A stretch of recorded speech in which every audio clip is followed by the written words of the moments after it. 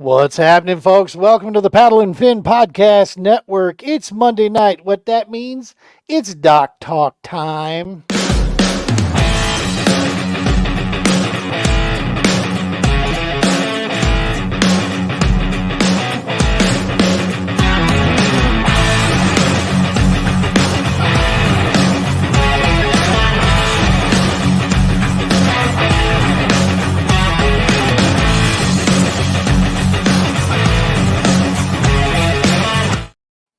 What's happening, folks? Happy Monday night to you. It's me, Gene, with the TPO Doc Talk Podcast. Tonight's episode being brought to you by Eagle Claw, Trocar, Laser Sharp, American made and trusted. Dude, it's something to be said. This is a legacy company. We grew up, everyone, pretty much, I bet you everybody out there watching this thing right now or watching the recording of this has been a part or used Eagle Claw products over the time. Trocar is that performance side. When pinning the fish is a must and getting the right tool for the right job is a must. Trocar, man, American made should stand for something. It should mean something to you if you like supporting American companies. Poured right here in Denver, Colorado, formed, sharpened, you name it, by all of us right here in the USA. I mean, that should, like I said, that should actually count for something out there. Great company, great people. I'm proud to be on the team and very glad they are sponsoring our show tonight. All right, the bills are paid. Two-parter tonight. We've got a pair of super cool guests that are showing up here, going to spend some time with us and talk. First young man coming up is quite the impressive young man. He's an angler, an outdoor enthusiast, an entrepreneur, an inventor. You name it, man. This guy's he's off and running, and I've got like tennis shoes, I think, older than this cat.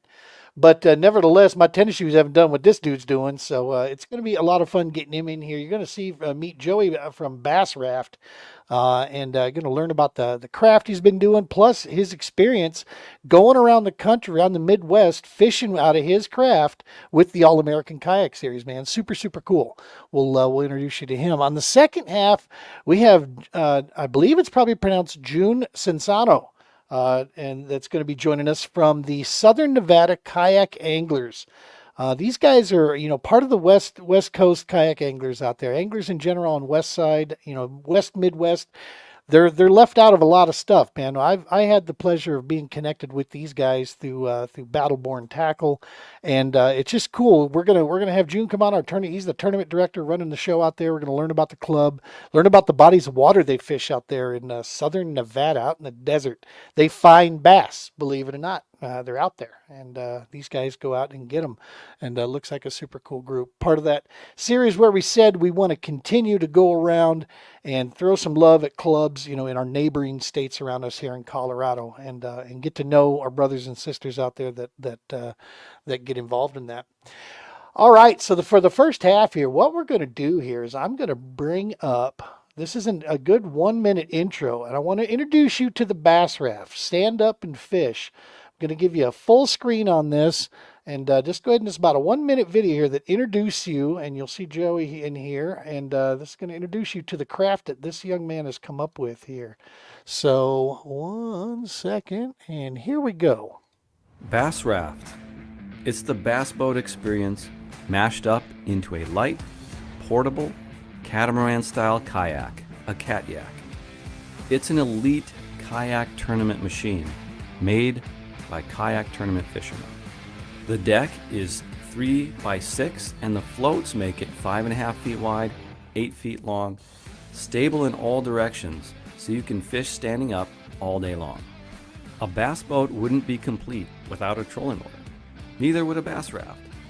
We've designed it for trolling motors and is compatible with the leading brands. Made for adventure fishing, Bassraft is light enough to carry with one arm or on your back. And it paddles well too, like a stand-up paddleboard. Paddle a Bassraft up into the shallows where heavy bass boats and trolling motors fear to tread. And once there, fish like a bass boat, standing on the deck, step back hook sets, oh yeah. The wait is over, and Bassraft is now unleashed for 2024. Order now at bassraft.com. Stand up and fish. All right. Awesome stuff. So it's a pretty cool little craft. I've seen it firsthand out there. Let's go ahead and get the man himself, Mr. Joey Bassraft. Let's go ahead and bring him onto the show. What's happening, Joey? Hello, all. Awesome little Just, video there, man. So who is this dude? Is the guy that's with you out there? Is that your dad? yep, that's my dad. Awesome. So this is a labor of love for the both of you then. Yeah. So Nice. he kind of was the one who had the original idea of this is possible, like, or is it possible? And kind of talking with my uncle a little bit, and he just kind of heard about composites, and then we built one, and then I built my own for a senior project in high school, and kind of taking it from there. Built, I think it's kind of, well, 6-ish iterations now over the years, and the last two have definitely been far improvements on the first couple. But Right, right. As you like, put the thing together, it takes a little bit of yep, time to work out the kinks. Sure. oh yeah, but Well, that's awesome stuff, man. And so, what do you did you guys have any kind of experience fishing in kayaks prior to this? What led you to this piece? yeah. So I'm from Wisconsin, and I know you've lived in Minnesota. Up north, there's a lot of these smaller lakes, and Lots. we wanted to fish them and just figure out what small lakes are good up there. And so we did. I so that's kind of we've had a boat, but that's kind of what how it first came about. We wanted to fish these small lakes. Right, Um, right, and then my dad started a small club with some friends of ours, and then but we wanted to kind of fish independently because um, he programmed a text messaging based kind of score tracker it's similar. Basically, you just catch your fish and then text in the we do by weight. But I wanted to fish. Me and my brother wanted to fish kind of independent, like be able to do our own thing, not have to be in the back of the boat. right. So we got a couple lifetime kayaks that were on sale, and I fished out of that for a whole season, and it was a new experience. I enjoyed it. And it like it wasn't the greatest kayak. Like seeing all these other ones fishing these tournaments, I'm like, those are definitely way better than anything I've ever fished out of. But like Sure. it wouldn't track great or whatever, and there's no chance I was standing up in it. But I did fish out of it. Didn't do so great that year just because I was I mean I was still learning how to fish, especially like I was on my gonna own. I was gonna say, don't let the Like, results fool you, brother. I mean, oh yeah, you were picking up, vital experience, and that's what the first. I mean, shit. I've been doing this a hot number of years, and I'm still getting my butt kicked and still learning every day when I go out. It's a never ending yeah. process. It was just one of those things. Like fishing in the boat, I would always just let like either my grandpa or my dad take me to the fish, and then I could kind of figure out a way to catch them. But it's like taking myself to fish was just a whole new other way of looking at it. Right? That changes But things up, right? but yeah, it was like the last tournament of that year. Dad actually fished out of the Bassraft for the first time in a tournament because and we allow boats too, but we just say no wake speeds for like the launch. So then it's like you can run, and we give it like 15 minutes, and for most of us we don't fish any lakes too large, and you can get about a mile pretty easily in 15 minutes. So it's like everyone can spread out enough for Right. just no wake. It worked that way, but So you've had experience fishing in the bass boat or fishing in a boat, and you've had experience from the kayak, and that's kind of what led you and your dad to come up with this concept about what would be a way we could fish these smaller bodies of water and get out there. Dude, I'm going through the same thing. I have my tournament rig, my unlimited with my motors and all my gear and everything. It's not easy to hump around, just in and out of the back of the truck and this and no, that. So I grabbed the U10, that's I'm just paddling only with that thing, and that's Hmm. it's a smaller version, but and your craft though at the Bassraft there, that thing, while it is wide, like the video showed, you can actually, like, I watched you on the shore breaking this thing down and putting it together and carrying it around. It's not that heavy. What does that thing, assembled, what's that thing weigh? So with like we have the motor on a quick release, obviously. So without the motor and electronics was 67 pounds, That's fantastic, dude. which is That's like a 10 and a half, 11-foot kayak right there, yeah. Which but way that's wider. uh-huh. But that's kind of the main thing about the composites is you get the strength out of and but you still keep the lightweight, but it's definitely learning how to work with them has been it's still been a learning curve, but still still definitely improving stuff here and there on processes and that sort of stuff. But Wanted to throw up a couple pictures here. This is on your car right here, right? Is this your car with yep, it up that's on my top there? car. You got it Yeah. hoisted up there. Nice. Yep. And so the material that you're using to build this thing, it's all composite, correct? Yep. So that's on the floats we use some Kevlar and then a decorative Kevlar carbon skin that gives it that camouflage. Um, and then the deck is just carbon and the carbon skin. We got Um, a got a or the great got a great question coming in from YouTube right now. As we're broadcasting on about 8 different platforms. We got a good question here. Hustle.gamble says, "What will the weight capacity be?" Have you guys figured that out? What a weight capacity on this is? we have to actually like get weights and load it down. Because like my math says it won't like submerge until you put like 800 or 900 pounds on it, but I you won't be able to fish out of it at that heavy. So so we're just saying you could be able to fish out of it at 550 pounds of gear on there. Um, Wow. but you have to be careful as far as don't like if you have too much weight, you have to balance the weight, otherwise it'll Wait. porpoise or Yep. whatever.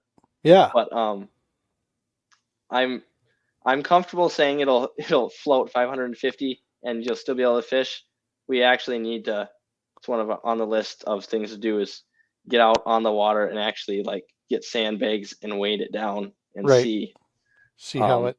because I mean, as much as math is nice, there's certain things like I don't exactly like. You just gotta test out and make sure none of the components break or anything like that at that weight because it's like, Sure. but Well, and correct me if I'm wrong, but we're not mass producing these. When an order comes in for a bass raft, it is being made and assembled right then and there, custom for each person. Is that correct?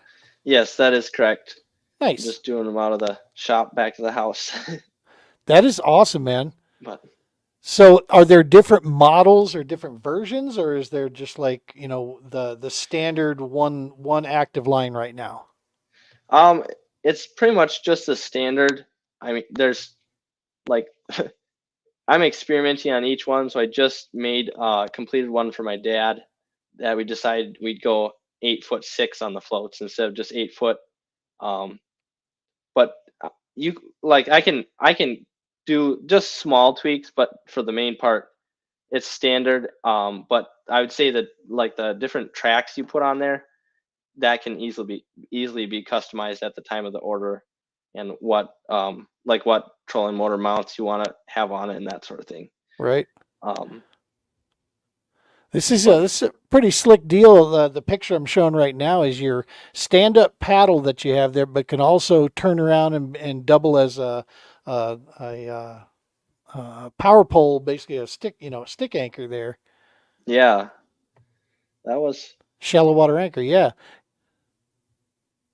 that was an experiment. Dad wanted me to make one for him, and I had seen a couple carbon fiber ones actually at the supplier. I got my carbon fiber one, right, or all my fabric from. right. They had one on the wall. I'm like, you know what? I could modify that a little bit and So far, we haven't got to use it a whole lot. And I think we might need to get a little better bracket because it was, as far as actual staking it down, Right. because as it was kind of pinching and popping back up again. But Gotcha. I definitely like the concept. Yeah, yeah, for sure. So talk me through this, man. You're 20 years old, is that correct? In like 3 days, yeah. Nice. Happy early birthday. Yeah, thank you. So, have you always had this kind of mind of, you know what, if I'm gonna do something, I'm gonna go all in and let's just see how far we can run with this thing? Or is this something that developed late in your teen years here, type thing? I've always been a tinker, like tinkering on stuff, want to just experiment making things. Um, but this is the first one where I really kind of put the effort into like more complete it to like a certain level, and then it's like I don't know, since the first one was built, I kind of thought, you know what, I think, I just kind of got hooked on it. But Right. Well, and you know what? Kudos to Dad for cultivating this type of creativity in his son, because that's awesome stuff, man. Where he kind of sets the bar, then goes, I wonder, see what you can do with this, and bang, off you go, man. That's yeah. awesome stuff. I love hearing about those stories and just seeing it, firsthand, man. So kudos to you. And that's I told you this when I met you. It's impressive stuff. It makes you give me hope for the next generation out there. Yeah, thanks. But so all right, so let's talk to the brass tacks here. So if I'm just old Gene out here in Colorado and I want me a bass raft, um, talk to me. What's a standard bass raft deal that you currently sell? What's that retail for right now? 58.95. Okay. Without the electronics. Now is that And with a there's motor or without a no motor? without motor. Okay. Um, and there's certain motor options. We've tried everything from just a standard cable drive foot pedal, like a hand tiller, the XI3, and then we just got a Garmin Kraken with a shaft cut down on the most recent one. And I think for just optimized fishing, as long as you're not going to be on super big water, the XI3 is probably your best for the money Right. that we've Right. tried. But there's certain features that are really nice about the Garmin. It's got built-in nose cone transducer with a side scan, Yep.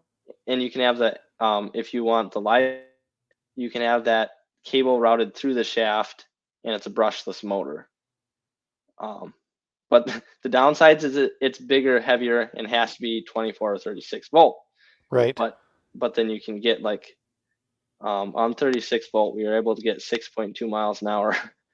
So Wow. you could it basically gets on plane and just gets going, which it looks kind of funny out there, but You it's out there running on the plug in your bass raft, huh? So but the top of the floats, they're open. There's no doors or anything on that. Is that mhm. correct? It's just wide open. Yeah, that is correct. That's one of the So next projects is definitely going to be making a cover so you can cover those. But so when water gets in there, does it just stay in there like a kayak hull, or is there drainage there that it can get out? it stays in Okay. So like until a you like kayak hull right now. yeah, but it's got drains for like on shore that you can just tip it out and it'll all drain out when you get there. Very cool. Um, but that's why I definitely need to work on the covers for those hatches. I just gotta get some nice hardware because like it's gotta be heavy duty enough, but not hopefully not terribly heavy and easy to work with. And I just Right. one of the next research projects. Um, but It's never ending, is it, man? yeah, yeah. I mean, you just keep tinkering with it, especially as we're using it, we realize, okay, this is not so much, or this feature is great, and it's just um, I've been liking fishing the All American, just kind of putting it to the test. I was going to say I wanted to transition into that here. So you chose you and I were talking off air on this, and I'll say this because I love the anglers of the All American, but you chose a great series to test it because it's going to take you all around the Midwest, so you get to see all different types of bodies of water. But you also chose, the All American, which has just absolute flat out deadly hooks in it. I mean, these guys, they take your money, they take your goodies with a smile afterwards, but they'll do it gladly with very little problem. But you were just at Kentucky Lake, man. That's one of the bigger bodies of water that we've gone to. I saw you at Lake of the Ozarks. That's also pretty big. How has that experience been with going around to these different bodies of water like Truman at the Classic and just the all these other deals here? Talk us through some of that, some of the stuff you've seen just start at the beginning of the season up till Kentucky Lake here. Yeah.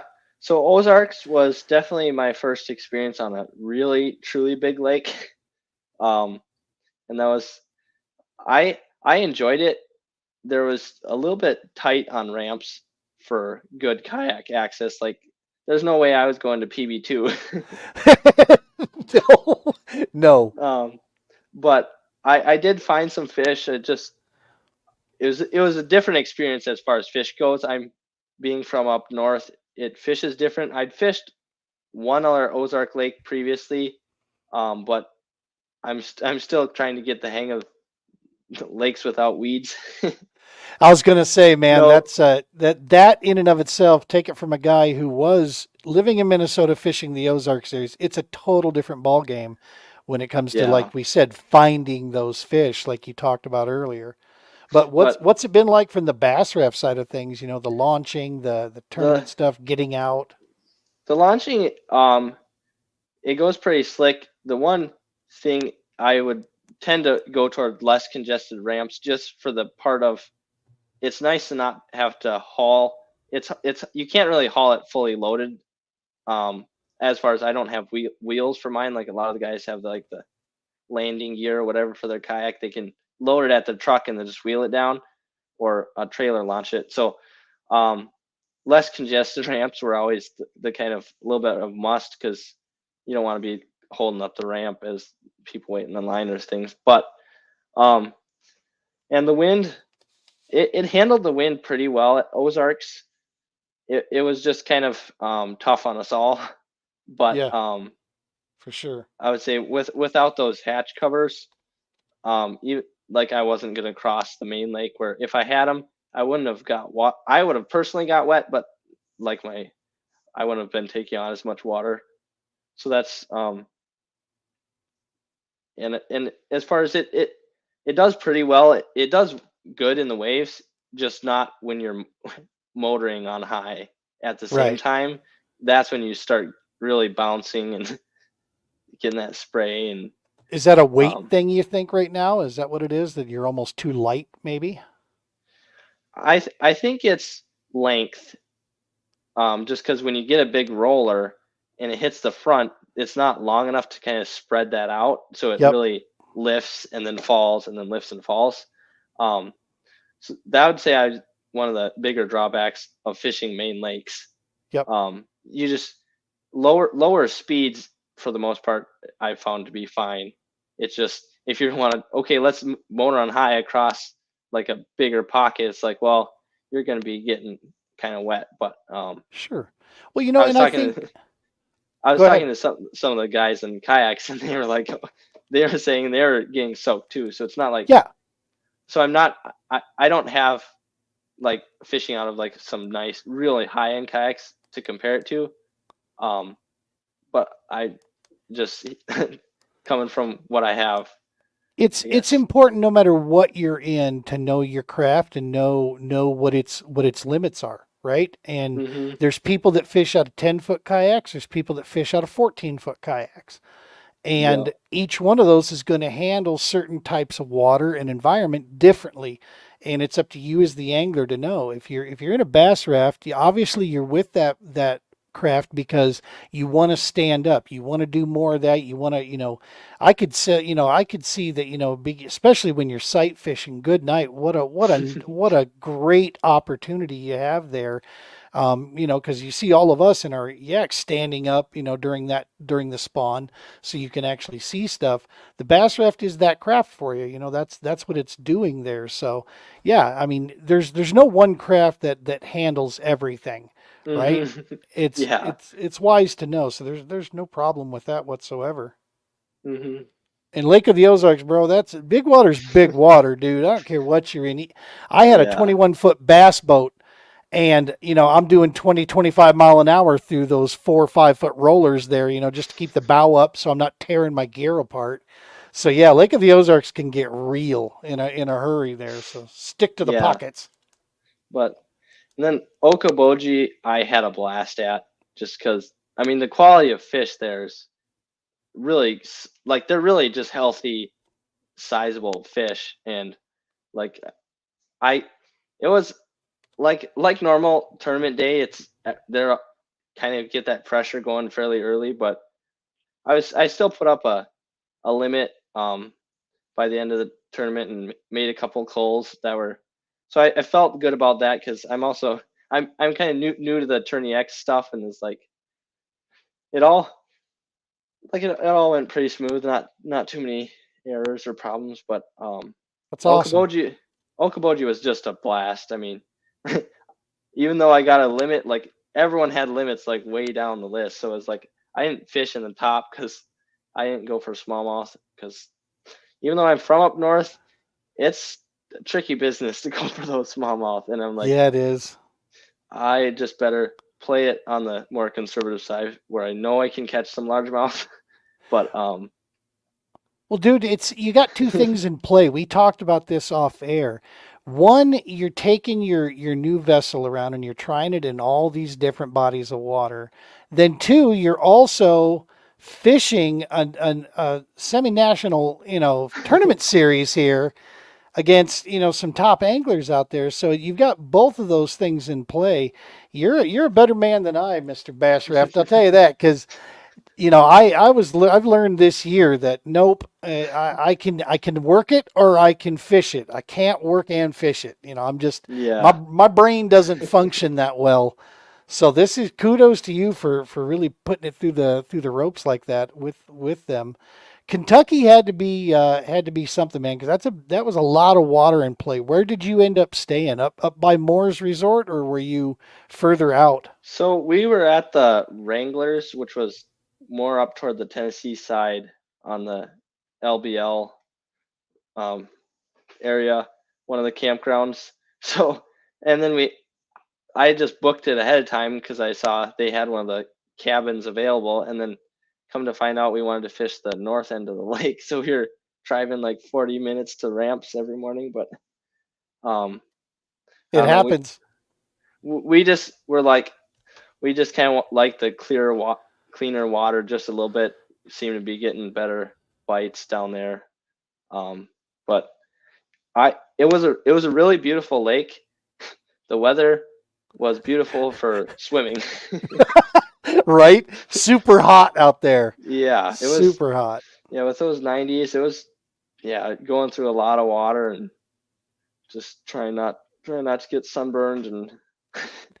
Well, But stick around for the second half of the show because the guy we're going to be bringing in on the second half here, he'll tell us all about what it's like fishing in hot weather oh, out there. I can't imagine. Those guys know how to protect themselves and take care of themselves, so that'll Yeah. be good. And I see he is Mr. Sensano is in our green room right now, so we'll be getting to that. To wrap this up here, Joey, let's talk what's on the docket. So Bass Raft is a definitely is a project kind of in the works still. You've Hmm. got iterations, you've got a functional working craft right now. I've seen you use it. I've seen it online. It's a badass little craft you got going there. What do you have, like, say, for the next 6 months, maybe a year out? What, besides the doors on the hatches on the top, what are some other ideas and things you guys are looking at to maybe expand on for the next version? Um, a lot of people have been asking for a seat.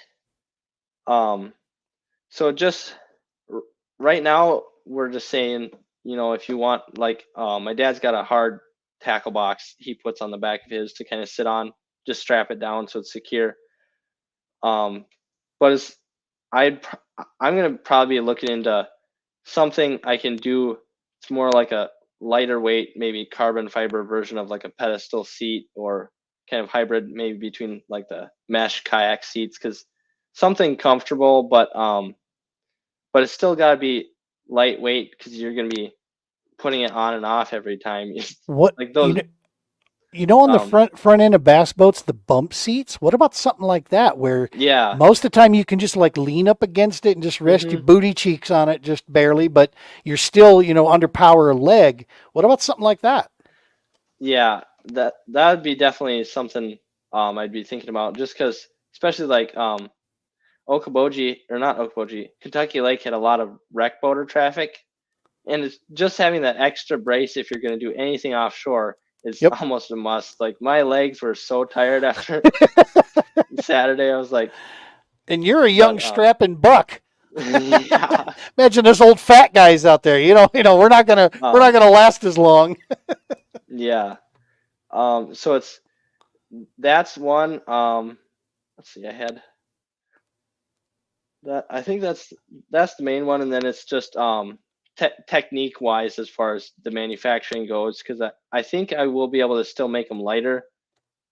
The more I get better at it, like the less like the extra epoxy I have to use basically on that gel coat to get that smooth surface. Um, Very cool. is that's kind of the main thing, and then just as a side note, we are starting up a video series on Wisconsin small lakes. Just trying to highlight one on our YouTube channel. We'll try to be getting that episode out every other week of a new small lake, and we'll just say basically we got a day on the raft, and here's the fish we caught. Here's what we thought of the lake, and That's awesome. just because like there's so many of them, and it's like, Yeah. if we're already fishing them, we may as well let everyone else know which ones we had good days on. Sure. Because I mean, we might keep a couple of them private, but you never know. I was going to say, you got to be a true angler if you're not, going to give all away. Folks at Yeah. home, if you're watching this live or if you're watching it recorded, go check them out. On Facebook, it's just Bassraft, at Bassraft. On Instagram, you'll find them at the Bassraft. Also, their website, you can hit them out at bassraft.com, and at YouTube at Bassraft.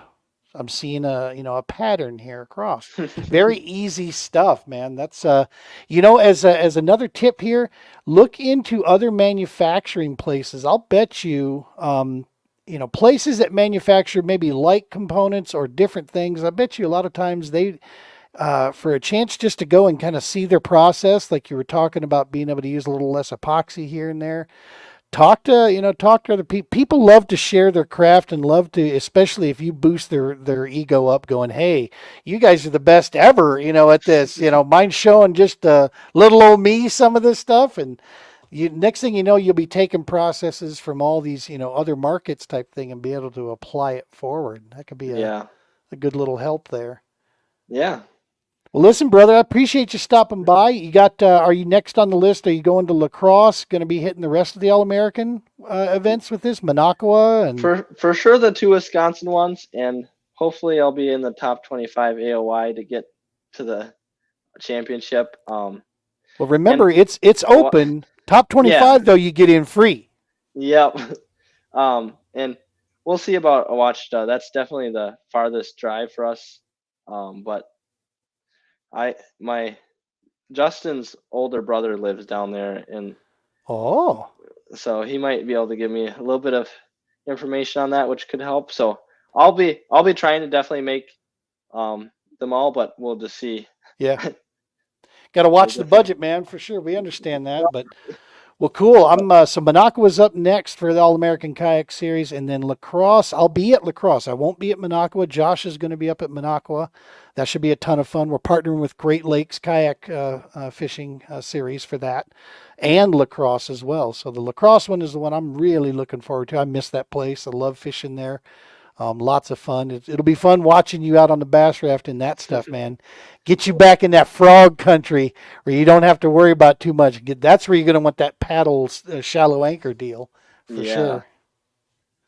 Awesome. Well, Yeah. listen, buddy, thank you so much. We're going to go ahead and move on to our second guest here. I'll be looking for you out there. Folks, like I said, make sure to check him out, bassraft.com.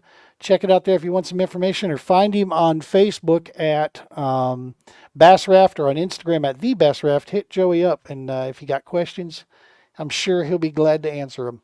Yeah. Thanks for having me on.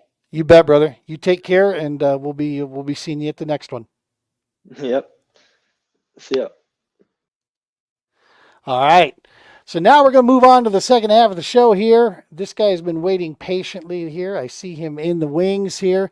Our brothers from out in the desert here, Southern Nevada, fellow kayak anglers. Let's go ahead and bring him in. I'm gonna say it again, and hopefully I'm pronouncing it right. June Sensano. Yeah, that's right. Sweet. Okay. Yeah, right. How's it going, man? Awesome. Good to finally meet you. Yeah, thanks for having me on. It's a pleasure to be on your show. You bet. You bet. So the connection here to make life real easy and short was AJ. Yes. That was the deal. You know, He was the man who started it all. that's right so here in awesome. Nevada. So yeah, so I've got. Let's bring this up here real quick. See if I can remember what I'm doing here. We're gonna share this. Southern Nevada kayak anglers. Let's put this up here. Yeah, man. So you guys are down here in Southern Nevada. People, I'm not going to lie. People are not normally going to think of. That's awesome, David. Going to fish off of that. People don't normally think bass when they think Southern Nevada down there, but you boys are finding them. Yeah, well, Lake Mead, we have the biggest man-made reservoir in the United States. That's true. Yep. It is huge. We have a great fishery. We got striped bass, we got largemouth, smallmouth, whole bunch of panfish. It's just ridiculous. Catfish, whatever you want, it's out there. That is a big body of water for kayaks, but I take it, are there lots of fingers and such? Is that yes. what? Yeah, there is all different types. I mean, you think of a highland reservoir, but it also has parts of lowland reservoirs where we have huge flats. It goes on for miles on the northern part of the lake. And then we have our deep ends near the dam, which, wow, I think it goes down to 400, maybe 600 feet deep. Oh, my God. Yeah. Yeah, that's serious highland reservoirs. We've got the little brothers to that out here in Colorado, man. All of our stuff's all man-made as well. So do you guys have the occasional funny little lake that actually has vegetation in it, or is vegetation just not happening? Well, we had vegetation a few years ago with the drought. When the water receded, it was going down, all the trees and the cottonwood trees and the brush and the sage started growing where the water used to be. Well, lately the water's gone up a lot.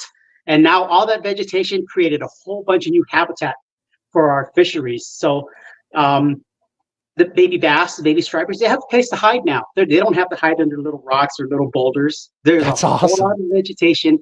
And yeah, it's just an awesome fishery. I work with Nevada Department of Wildlife as a volunteer, and then we go out on surveys, and I can see, with my own eyes for a fact that, wow, this fishery is growing. It's going to be awesome in a few more years. That is so cool. We have a similar thing happening on a few of our reservoirs here where they decided to flood. They picked up the levels, and their decision is to keep it this high now. And one of them, man, we've got trees, we got timber in play now. Nice. that is flooded, and we're all sitting here going, oh my gosh, in about 3 to 5 years, oh my goodness, this could be a ton of fun. It's going to be fun. I bet.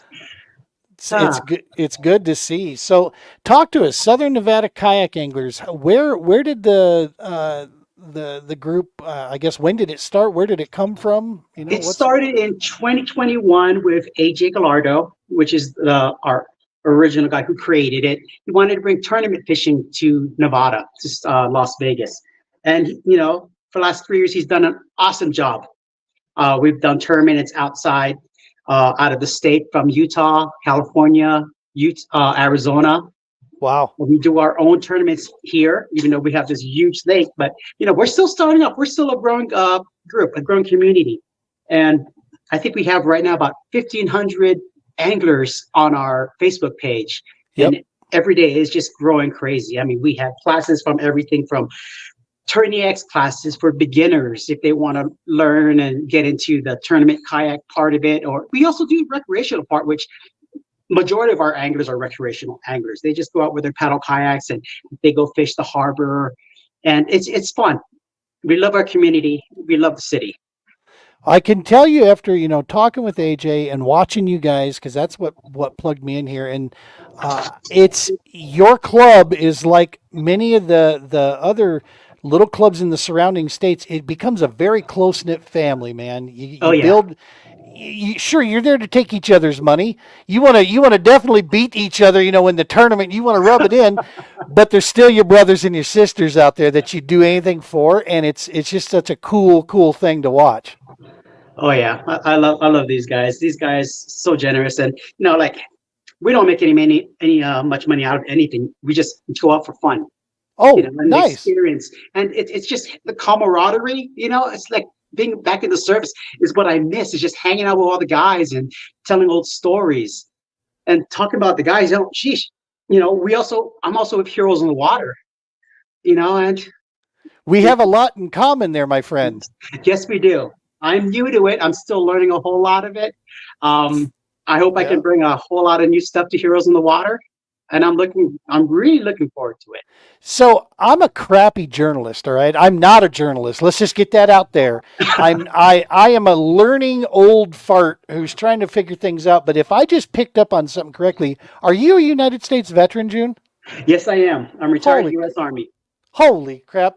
First and foremost, thank you for your service. We sincerely appreciate that, you and your family. Thank you for your support, Gene. We really appreciate, all you guys' support.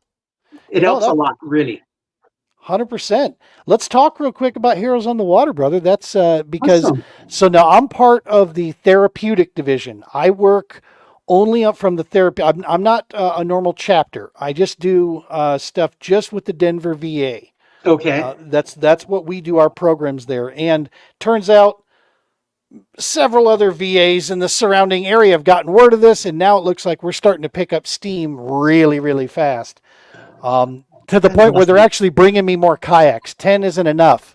And I'm like, holy Moses, good thing you got me a bigger trailer, because I'm not sure I'm going to be able to get these. But so now you are working from a Heroes on the Water actual chapter, a volunteer chapter, right? Yeah.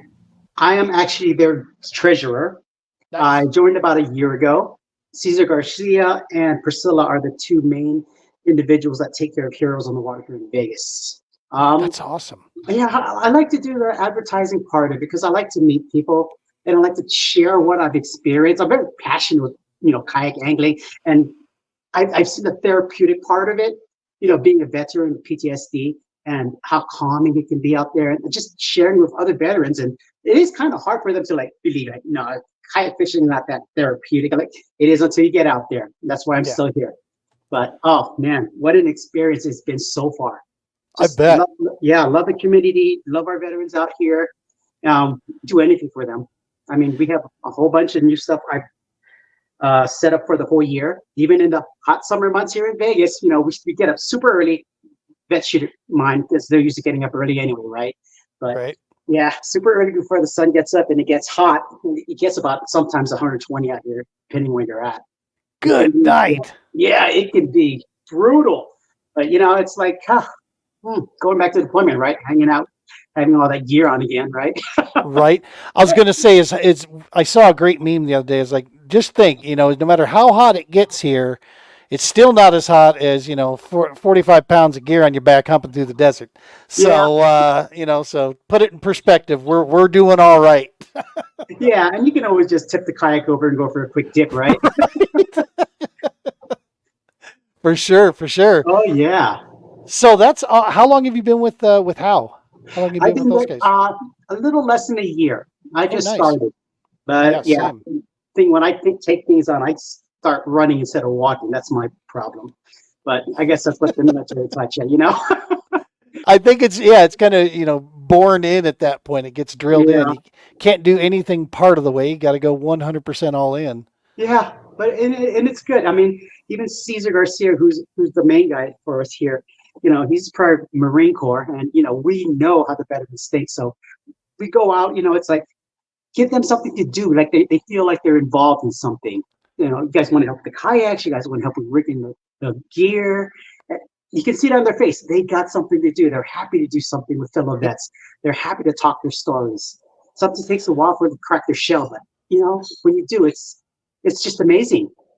Well, like you said, man, when you guys are in, there's a tribal connection you all have. You know what I mean? It's Oh yeah. that only people that have been in the service can understand what that connection's like. When you get into the civilian world, it's that in most cases, 90% of the time, that's gone. Civilian life, civilians, we're idiots, and we're out here, with our own blinders on, running around doing our own thing, not thinking about, the people next to us. So these events like this that Hal creates, the True Patriot Outfitters, the events we do, bonding and that connection piece is so vital, man. That's, in my opinion, that's where the healing truly starts to begin.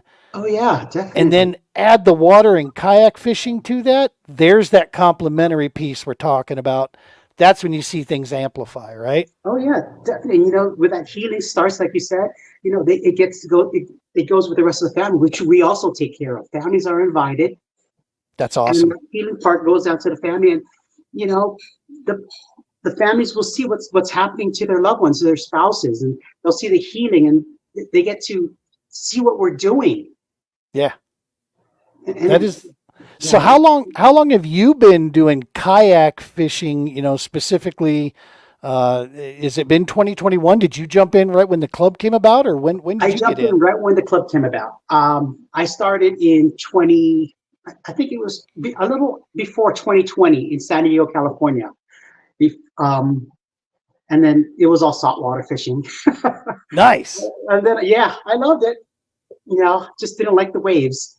And right. We moved to Vegas here, and then I figured there's nothing here. What can I do? I can't fish. I was just angry coming to Vegas because I was going over the ocean, and we got here, and I was like, darn, I sold all my gear. And then I saw some of the kayak anglers and said, hey, this would be fun. Maybe I'll try it out. And you know what? Wow, yeah, what a few years it has been. I mean, healing, therapeutic, just getting out there and going out and hanging out with your friends, even going out by yourself. Oh my gosh, you can't imagine how awesome that is. Even just being by yourself and just thinking, and wow. That's awesome. That's awesome, man. And that it truly is. It's part of what has helped kayak fishing become one of the fastest growing pieces in sport fishing right now, right? It's so addicting. Yeah. Once you get out there and you got the craft. So talk to me about Southern Nevada waters, man. We know about the big lakes, but now do you guys have some smaller bodies of water that a little bit easier to get on and off of, or is most of it, the Highland Reservoir type, larger stuff that you're playing with? The majority is going to be Lake Mead, of course. And then we have the Colorado River system. Nice. Arizona goes from Arizona, Utah, I believe, comes through us to Lake Mead, and then all the way down to California. So we got that whole river system where we catch, giant, oh my gosh, 41-pound stripers. My buddy Earl just caught one not too long ago. Or was it Herman? 41-pound striper, striped bass. Ridiculous size for a river. But wow, yeah, we got giants out here. Cottonwood Cove, that's another part of the river system. And, some of us get bored. So we go outside. We go Utah, San Hollow. We go Lake Powell or Havasu in Arizona. El Capitan in California. Nice. We're like right in the center. So we're, and all the other guys outside say, it's like, why are you coming to our lake when you got that huge snake out there? Now, what's the average drive to go in there? Can you get to this stuff in like 4 to 5 hours, or is it shorter? The average drive to Lake Mead, the harbor, Hemingway Harbor, is about 45 minutes. But I live on the far side of Vegas, so most of the guys live closer, like mid Las Vegas, are easy. I'm the far west side. I'm just the farthest one out there. But it's 45 minutes for me. We go San Hollow, it's 2 hours. We go California, it's about 3.5. Oh wow. Yeah, you really are super close to just about everything. Yeah. And even northern Nevada got so many lakes and ponds. There's Eagle Valley, which we just came from an Endow event for the kids, teaching them how to fish. There's Echo Canyon. There's Perch. So many fun stuff up there too. Smaller lakes, smaller reservoirs. Yeah, But yeah. it's still fishing. It's still fun, and it's still very awesome to go out. Dude, we're with with fishing with the Colorado Kayak Bassmasters. We just got done with an event that's about 3.5 hours for us. Still in the state, but it was down at Trinidad, so it was way down, right on the border of New Mexico, Colorado. And yeah, we're no stranger. Me, when I was fishing the All American stuff, that's 12 to 16 hours every event. So it's like the driving becomes just second nature. That is so cool that you guys are that centrally located to all the different types of. You can get into all different types of ecosystems in there as well. That's got to be kind of cool. Yeah, I'm afraid that's the part that's kind of tough here is every time you move to a different body of water, you always have to adjust to what you got. Sometimes it's like vegetation, something just high desert or rocks. And it's always planning ahead, planning accordingly to where you're going. No kidding. I suffered this last beating I just took, kind of really got it into my head. I'm going to create just a Colorado bag and selection of rods, because if it's not finesse, you're not gonna take these guys down. Are you guys kind of similar out there, where it's you got to really get in on the finesse side? Yes, for sure. We do our research. We do our research. We make sure, like, if we're gonna do a tournament down in Arizona, for instance, we know those guys. They know their waters. So we got to figure out, okay, where are they fishing? What are they using? And we'll look in their videos and see what they're using and see how it is. Sure. Is it a frog day? Is it top water? Is it drop shot? What are you using? But we just bring everything most of the time. Is it a lot of clear water that you have out there? Yes, it is. Yeah, Lake Mead. Oh my gosh, Lake Mead, Colorado River system has probably some of the most clearest water. It's actually, I took a client out, not a client, but I took a veteran out not too long ago, and he was actually scared of heights. But seeing the water was so clear, looking down 50 feet, he was hugging the rails on that kayak because he was afraid he was going to fall. That's how clear it was. It looked like he was on the edge of a building looking down. Oh my gosh. That's how clear that thing was. Oh, it was beautiful. It is beautiful, but it's like the worst conditions to hunt bass in. I know. That makes it so tough to get those, especially. Is it smallies mainly, or do you guys have a good population of large? It's a variety. I mean, some parts will have smallies, some parts will have largies. The Colorado River has a lot of smallies, huge monster smallies. That's why every time we have tournaments or the monthlies, everyone goes there because they want the big ones. They want the inches. Because as you know, we don't weigh them. We do CPR. Yep. So we do them by length, and just huge monsters. 18, 23 inches. Wow. Yeah. 23-inch smallmouth. Yes, it's ridiculous. And I think Colorado River has the hardest fighting fish for smallies out there. What's the current like in the good fishing areas? Is it pretty stout, or is it you got some slack water that you can get in there and fish? It depends again, like where you go. Since it's such a big river system, like where the dam is at Hoover Dam, they release water sometimes, and when they do that, the current starts to flow a little more. Yep. I mean, I think you're going like 4 knots current, so it gets pretty tough. But they do that most of the time at nighttime. But you'll know when the current starts coming when you hear the water start flowing downstream or upstream, and then the tide starts going up, and you're like, wow, I think they're releasing water from the dam. And like you go down more, about 20 miles more down toward Mojave, and it's just super calm. Oh wow. No current, yeah. And it's just gorgeous. And I never thought I'd get used to desert water, ponds and lakes and reservoirs. I was always an island boy, little tiny island, 36 miles long, 5 miles wide. So right? Yeah. So I got to tell you, June, I am not I don't like dry, no vegetation climate, but you're making it sound like a place I gotta get to, at least go experience it at least once, right? And get out there and fish, especially an idea of getting in that Colorado River, man, and doing some work. That sounds like a heck of it. So you're based right out of the Vegas area, is that right? Yes, I am. Yep. And that's kind of the home base for Southern Nevada kayak anglers? Yes. Okay. Yep. But we have anglers from all over up north as well. So either northern anglers are a part of the southern Nevada. Is there a northern Nevada kayak anglers club, or No, is it? not that I know of. I know they join us because we do a lot of crafts and activities, and we put out a lot of information. We're not one That's of those cool. clubs that this is my secret spot. I'm not telling you where I'm using Right, the color right. worm I got. No, we're pretty open with all that good stuff, and we're fortunate to have a lot of anglers that if someone posts something up like, "Hey, I need help with this trolling motor," or "Why am I not getting lights on?" or what's a good kayak? We get anglers out there that'll just go out of their way and help the poor guy out. And That's I awesome. love that stuff. Yeah. Yeah, dude. So the other question I had for you now: does Nevada have a bass club officially from Bass? One where you guys can fish it to qualify for the Bass National Championship. Do you Uh, guys have one of those? Not for that. We have it for West Coast Championship. The West Coast So we side. Okay. qualify top 25%, or if you fish 3 of the qualifying events. We don't have that yet. It's in the works. I just got into the TD part, so I'm still learning a whole lot. There's a whole lot I'm learning. A Oh whole man. lot. Oh, it's ridiculous. Oh my gosh. But yeah, I'm learning. Hopefully we're going to get into that. We're going to get a little bigger. And yeah, future's looking good for us.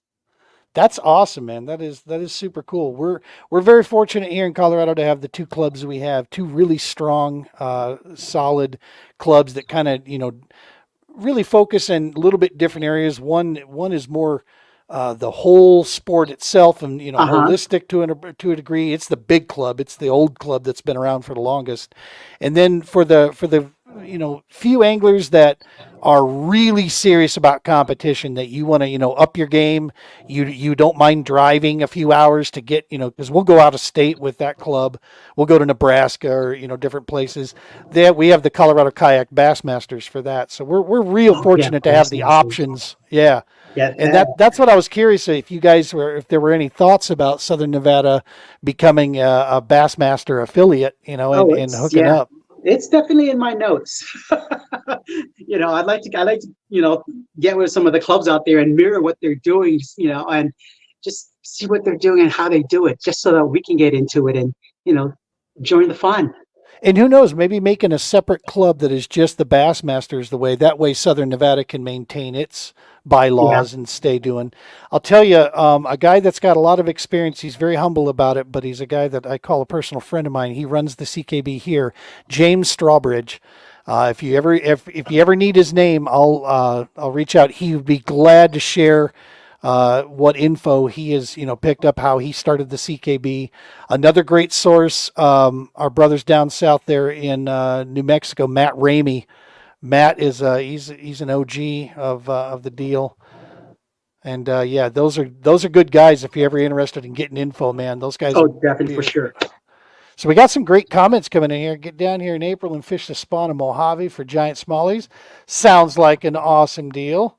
Oh yeah, That in clear you know water. that would be amazing. Yeah, we In have super clear water. Oh yeah. Irvin Johnson coming in clearest water he's ever seen. And here comes our brother jumping in here. What up, June? Good to see you too. AJ, AJ, hey AJ. thank you so much for chiming and watching the show, man. We love you, man. And if the future ever holds Battleborn returning, we are there lockstep. So let us know what we can do to help out with that. Well, this is awesome, man. I'm excited to learn more about what I guess I'll throw this over to kind of to you. Tell us just what information do you want people in Southern Nevada or in around to know about the Nevada Kayak Anglers Club? What would how does somebody go about getting in touch and joining up and partaking in some of this cool stuff or finding out what events you guys are doing?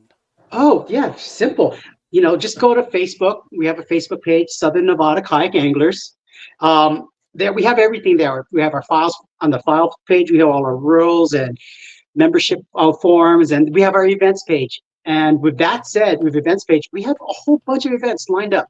We have everything from our main one-day live tournaments. We have our monthly tournaments, and just little monthly tournaments. You don't need a membership. You just sign up and on Tourney X, and you go fish, right? We also have Oh yeah. outside tournaments, not tournament, outside events with Nevada Department of Wildlife and Heroes on the Water, where we take anglers out. If you want to learn how to tourney fish, we teach you that. on a board. You don't pay for nothing. We supply everything, kayaks, gear, whatever you need. And yeah, and we always have anglers out there that's always willing to open invites. We take new anglers out, go fishing, teach them a little something, learn the area. And yeah, Southern Nevada Kayak Anglers page is the place to start off. That is awesome, man. So Yeah. Facebook's a great place, and just kind of message through there to check out. And yeah, that's one of the cool things I want to share this with you here that we were very proud of. When you get involved doing podcasts and stuff, we've been doing this 3.5, almost 4 years now, and one of the things, that we all always put on our list of success is how many followers we get, right? How many subscribers. We think this is the measure of success. Well, I can tell you 1.5, 2 years ago, I started to unplug and disconnect from that because, quite frankly, we were more concerned with content as opposed to how many people. Mm-hmm. And this came from my understanding in the nonprofit world of providing veteran support, that I truly do believe this, and I live and breathe this. My very good friend and a guy I almost consider a brother of mine, Brian Romans, United States Marine, retired. He and I have said this time and time again, if we have to do it one at a time, then by God, that's exactly what we'll do, is one at a time. And that's kind of the way I started to approach the social media. But I got to tell you, when AJ and I connected and they came on as the official sponsor of our podcast, when I saw the metrics of Southern Nevada all of a sudden start popping up on my metrics, the Nevada folks watching the channel, dude, that brought such a cool smile, because that was a dark zone for me in my heat map, looking at across to where people were. I had nothing from there, and all of a sudden, bang, we started getting these hits coming out of Southern Nevada there, and I'm like, look at that. I don't care how many it is. The fact is, we're reaching out, man. We're across the Midwest. We're on the East Coast. Now we're into, almost in there. And apparently we're a real big deal in Italy on YouTube. I don't know. I don't even speak Italian, but apparently they like our stuff. So. But yeah, man, that was so cool. So to all the anglers out there in Southern Nevada, we much love to all you guys for tuning into our little show and watching the stuff and supporting our mission, and just at the very least the likes and subscribes, man. That's a huge deal. I want to make this a normal thing, man. I talked to Matt Ramey last week about this. I want to do the same with you. I want to make this normal where we check in, every couple months here, or if you got a big event coming up, you just hit me up and go, hey, man, got this coming up. Can we get on the show? And yes, we'll figure out a way to get you in there. And that way we can help promote, spread the message out there, talk about the club, talk about your Heroes on the Water work, whatever we can do to help you, brother. We got you. Awesome. Thank you. Love that. Yeah. You bet. And when it comes time to get out there, I might be bringing a couple guys with me, but I'm going to be hitting you up going, all right, where's a safe place to stay? And then let's go get some smallies. Some of them 23 inches you're talking about. Let's go find them. I got you covered, Gene. I got you covered. Me and the guys here. Don't worry. That is all. And that, that could make for some good entertaining video, I'm sure. I'm sure we could go live from the podcast right out there. That would be super cool. Oh, yeah. You're going to get all of a sudden a whole bunch of visitors coming to Lake Mojave catching smallies. Heck yeah. A bunch of Colorado license plates is what you're going to get. I bet. Let me double check in here real quick. What do we got going here? Here we go. Here's the man himself, Mr. James Strawbridge. Smallies. Nice. We can drop shot. Yes, we can drop shot, Mr. Strawbridge, old Jimmy Straws. Yes, you can. For sure. And yes, James, I gave June your name. He may reach out to you one day to just get some info on bass and all that good stuff. So, and Ramey, if you're watching, buddy, I'm handing out your name too. I'm dealing out names left and right here without even asking permission. I'm taking notes. I'm still learning. Like I said, I'm still learning. I got a lot of stuff to learn all about this, but I'm taking everything in. For sure, man. So I want to give you a chance to talk. Are there any sponsors? I mean, we never do this stuff alone, right? So are there any special entities out there, companies, organizations, people that you wanted to give a shout out to or anything like that on the show tonight? Oh yeah, definitely. Yeah, thanks for bringing that up. Awesome. Yeah. we don't go looking out for sponsors. Our sponsors come to us, which is so awesome. We love these guys because they're also kayak anglers as well. But no sweat air conditioning up in Henderson, and then we have Jacobson Steel, which makes our awesome awards for AOI and our first, second, and third place winners for our tournaments. They do an awesome job with the awards, all steel. We got Ochatai, which is run by one of our anglers, Bundit here, and he gives us his spot for his restaurant. So we have our little get-togethers there. And oh, nice. Oh yeah, it's so awesome. Free food, right? And and he also helps donate with the permit fees. Very cool. We got some great sponsors also donate a whole bunch of stuff like Tony Garcia lures. We have Richard who Get Out and Fish USA creates a whole bunch of plastics which we pass out to the tournaments for each of the guys to try it and see how they like it. It's like free bait. Go to a tournament, get some free lures. Who else am I missing? Oh my gosh, I don't want to miss anybody. We had Battleborn Tackle, which was nice. AJ. Yep. Yep, great store. We loved them. And I know I'm missing a few. Oh darn! It happens when you turn the blank out. That's okay. They're a realty group. They gave us a whole bunch of catch boards and life jackets. Nice. Yeah. So I'll let you think in the background here. I wanted to ask you a couple things real quick. Permits. So I'm just going to be straightforward and honest, and I'm going to be very un-PC right now. Okay. Colorado is Eastern California, which means they love to tax. And the permit process is absurd in this state now. It's like a 24-page application to host just the simplistic, up in Larimer County there. It was ridiculous. Wow. Absolutely no cause for it, and it's ridiculous. But my question is, how is Nevada in comparison? Is it somewhere in the middle? Is it pretty easy? Because, dude, there's other places, like if you hold a Roadrunner in Wisconsin, guess what? You don't even need a permit. They're like, good luck, go after it. And those are fisheries up there, man. Okay. Well, first off, before I forget, yeah, let me just shout out to Boulder Bass and Tackle. They give us a whole bunch of lures for the year. I just remembered them. See, I told you, as soon as I talk, you would start thinking in the back of your head. I told you. Local knowledge, local hospitality, great guys up there. That's awesome. But for permits, we're fortunate. Our permit thing, we have a young lady named Desiree. She's awesome. It's only a 3-4 page letter, which we fill out. How many anglers, what day, that kind of stuff. And at the end, we just turn in our catch on a piece of paper. We caught how many's live, how many's dead, of course. And we pay our permit fee. Nice. Yeah, and Desiree's been awesome. She's oh my gosh, she's a miracle worker. That is so cool. An issue, she'll call us right up and let me know. So, she makes my job a whole lot easier. That is so cool, man. We get permit fees, and then of course other places, like you said, are different. We do permit fees for Lake Havasu in Arizona. That's different. Yep. But it's been good so far. We're having all our tournaments here mostly. That's cool, man. That's cool. Yeah, we've just seen our state kind of get goofy. Now you go to Nebraska, you go to Kansas. It's you fill out the applications. It's just a 1-page deal. You talk about you turn in your information as far as what you caught there.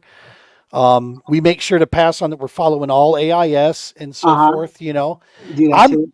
And to me, if DNRs and CPWs, Parks and Wildlife and Natural Resource, if they're paying attention, dude, you need to befriend the kayak community, man. We are catch, photo, release. We are damn near leave no trace. And I don't know a single kayak angler that usually doesn't come back with something cleaned up from the water or the shore in the back of their kayak, because we have a vested interest in taking care of these waters, and we're at that level, right, June? I mean, we're right there.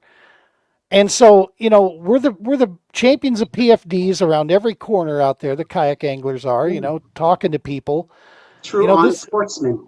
This is a group as a whole goes that is a good partner to have. Don't make it harder for us. Let's work together. You know what I mean? Yeah. Help me, Jerry. Help me. Help you. Well, maybe Well, one of awesome. these days, y'all come down here, fish here. We'll have a little battle of the bores or whatnot. Dude, I first want to come there and scout it. Yeah, I want to come down there and see some of these waters because just the experience alone, while I still am upright and on, keep waking up on the right side of the tulip roots, I figure I need to keep moving, and that sounds like a place that I didn't think I wanted to go, but now I do. Oh yeah, yeah. I originally just started as a bass fisherman until I got hooked. And yeah, yeah. Like you All said, right, yeah. Anyone can catch a striper, but it takes someone else to catch a bass. right, Yeah. right, exactly.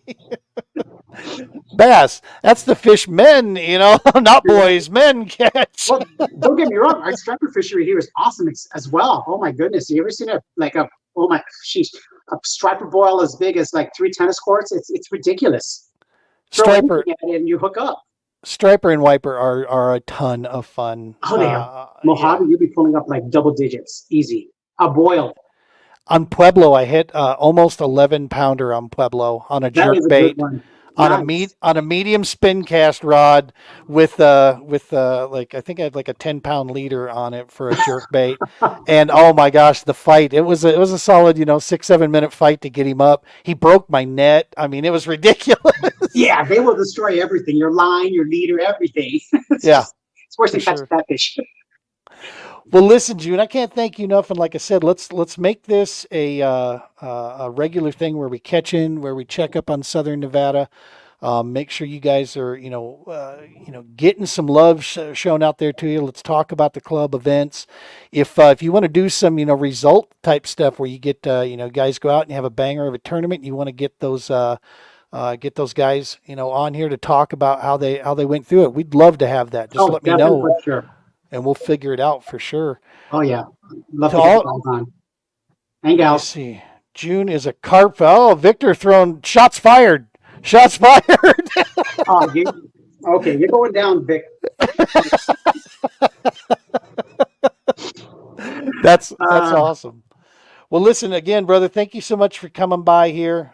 Thank you for your service. Thank you for the Heroes on the Water work, for everything you're doing out there, man. It's this is cool to get a chance to meet another kindred spirit out there and stay out of that 120-degree heat though. That's ridiculous. That's not fit for oh, man trust me, nor beast. we freeze our water balls when we go out. So by 9 o'clock hits, it's already all thawed out, and we're like just pouring whatever in to get nice some hydration. Oh my gosh. Yeah, for sure.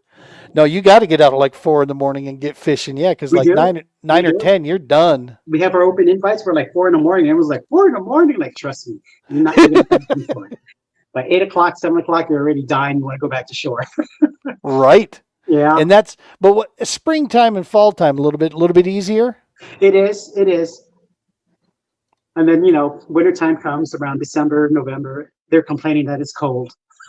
You can fish 12 months a year though out there, right? Yes, we can. Yeah. We just finished the See. pre-spawn, and now all the bass are going crazy on top water. You see a bunch of little fry hanging out of the corner. You just throw something on top, and boom, you get hit. They are so aggressive. That is awesome. All right. You convinced me. I gotta get this on the calendar somehow. Good Yeah. stuff. All right, buddy. Well, thanks again, man. We appreciate you swinging by here, and I'm looking forward to the future of checking in with you guys and working with you. Sounds great. Thank you for having me, Gene, and I really appreciate giving us some time to share our passion out here. Heck yeah. Heck yeah. Like I said, those of us in the West, we got to stick together, man. That's the way I figure it, in the Western Midwest. That's kind of us. This is the Western Coalition. That's right. That's right. We're forming it right now. Yeah. All right, buddy. Well, we'll check in on you in the future here, and we're looking forward to following you guys, as the season goes on. Awesome. Sounds good, my friend. You take care. You too.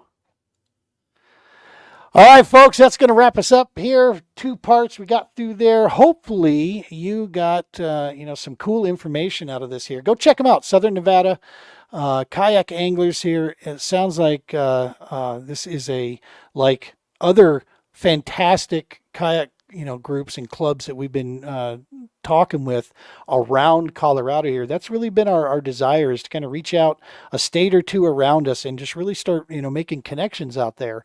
And it sounds like these guys are of the same ilk, man. It's where you go, the kayak groups like that. They're a family. It's family oriented. The Southern Nevada, cause some of the cool stuff that they do as well, man. You follow along out there. They're doing classes and they're teaching, kids to fish, and they're getting involved in a lot of different things. So it's a really really awesome group. And yeah, it's worth the follow there if you're an outdoorsman person, or if you're just involved in kayak fishing. Don't be sleeping on Southern Nevada kayak anglers. It's a good group to watch out there. Folks at home, if you were watching this thing live, I can't thank you enough, especially all of our brothers out and sisters out there in the desert. Thank you so very much for all the great comments here. We got Barry. Thank you very much, Barry. We appreciate you tuning in with us, brother. Much appreciated. And if you're watching this from a recording here, thank you very very much. We appreciate you taking the time to check us out here. Joey Bassraft, he was the first up on here. Go check out those guys. It looks like a cool craft he's in the middle of working on. And anytime you got products built by great people, that's something to pay attention to and to watch there. And if you're in the market, man, you want to stand up and bass fish, go get you one of those bad boys and get yourself taken care of. Folks at home, best way you can support the TPO, mash that subscribe button. That's the biggest deal for us right now. We are in striking range of that 1,000 subscriber view there. That's our push. That's where we're aiming for right now, is trying to get up to that. And if you're interested in finding ways you can help us keep these things going, that's a great way. Obviously donations for sure, but a way that doesn't cost you a dime and that makes it real easy to accomplish even in this economy is a subscribe, a follow, and tell your friends about us. As always, folks, we'll see you next week. Tight lines, be safe.